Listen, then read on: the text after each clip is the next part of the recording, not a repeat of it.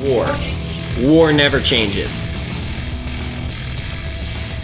The year is 2016 AD, and it seems like people are still acting on their animalistic instincts, there's still violence, and there's still war.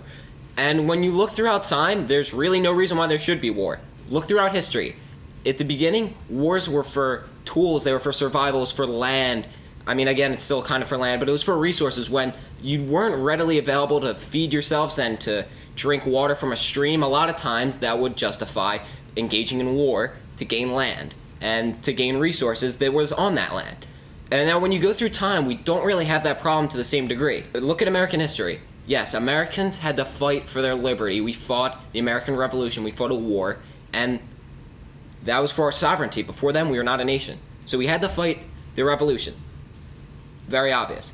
And then, kind of after then, we started to find creative reasons to go to war. Flash forward all the way to the first two world wars. They were started by this alliance system where, if you guys don't know, a lot of nations started aligning themselves to, in a theory, to prevent war, because once you had this large monstrosity of combined nations, you wouldn't want to fight it. And that's when we had the Central Powers and the Allied Powers, the Axis and the Allies.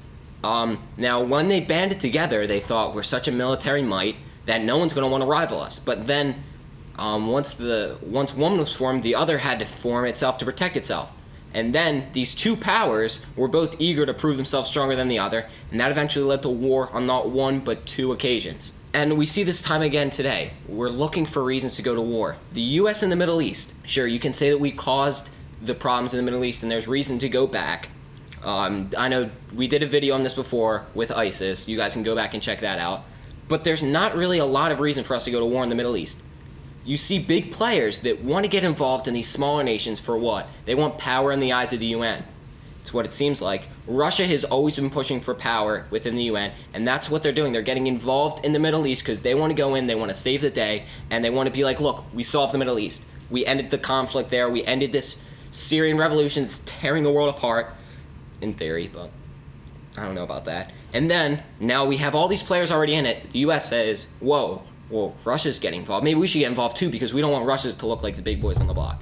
That's what it seems like is happening right now, because there's so many players going on in the Middle East. There is no logical reasons for the US to be there. We spent how much money in the Middle East already, and there's no reason to go back. But we go back because we want to prove ourselves to the UN. We go back because we're just this mentally weak nation that needs to prove itself to someone. But why are we still at war?